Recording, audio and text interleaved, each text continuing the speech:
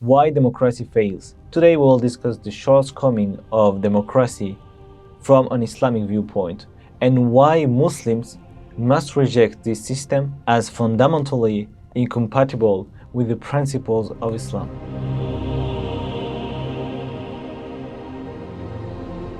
أعوذ بالله من الشيطان الرجيم بسم الله الرحمن الرحيم الحمد لله رب العالمين والصلاة والسلام على رسولنا محمد وعلى آله وصحبه أجمعين أما بعد.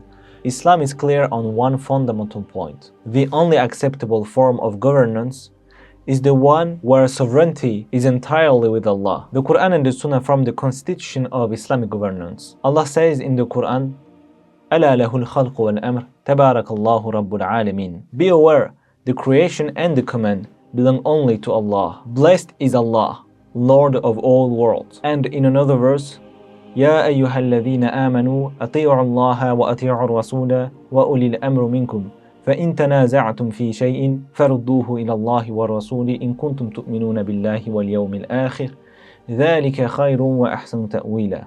O you who believe, obey Allah and obey the Messenger and those in authority among you. If you disagree over anything, refer it to Allah and to the Messenger if you truly believe in Allah and the last day. This is the best and fairest resolution. Islamic governance is not a system. Human beings create and enforce laws based on personal opinions and the will of the majority. Instead, all laws must be based on the Qur'an and the Sunnah. Any disagreement or dispute should be resolved by referring back to these divine sources. Now, let's look at the democratic system. Democracy promotes the idea that the people have the ultimate authority. Essentially, in democracy, human beings are given the authority to decide what is legal and illegal, right and wrong, based on the majority's vote. This is fundamentally at odds with Islam, where the ultimate lawgiver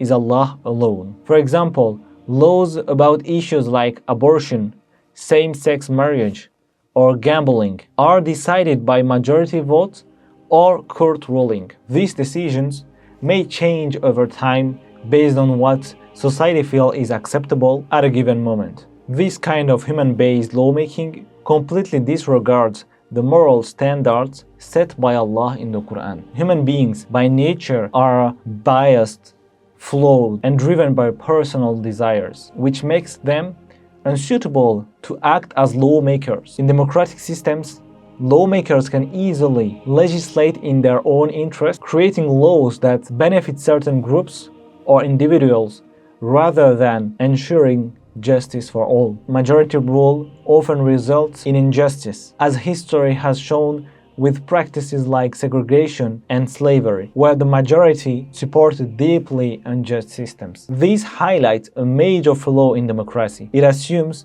that majority is always right, when in reality, the majority can still be morally wrong. The unstable nature of morality in democracy means laws constantly shift based on public opinion and societal trends, leading to inconsistency and confusion. What is considered morally acceptable today might be deemed wrong tomorrow, showing that democratic systems lack the stability and firm grounding provided by divine guidance. This issue isn't new. Throughout history, many rulers have refused to accept that sovereignty belongs to Allah alone. One of the clearest examples of this in the Quran is Pharaoh. He openly declared his own sovereignty and lordship. Pharaoh said, أَنَا رَبُّكُمُ الْأَعْلَى, I am your most exalted Lord. Pharaoh wasn't claiming to be a creator or that he could give life and death. What he meant was that he had the ultimate power to rule and legislate, the authority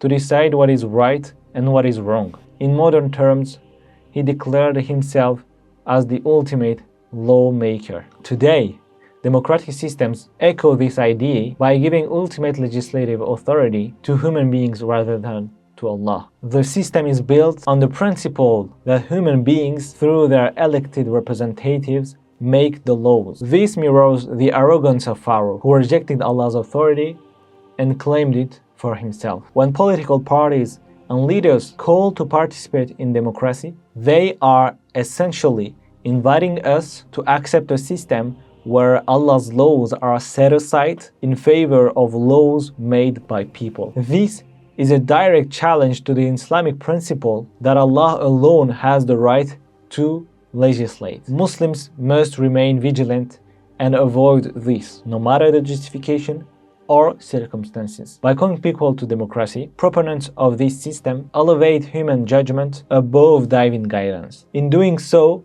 they lead people away from the light of faith into the darkness of disbelief, thus becoming taghut by promoting a system that opposes the law of Allah. I ask Allah to show us the truth as truth and grant us the ability to follow it, and to show us falsehood as falsehood and grant us the ability to avoid it. سبحانك اللهم وبحمدك أشهد أن لا إله إلا أنت أستغفرك وأتوب إليك. السلام عليكم ورحمة الله وبركاته.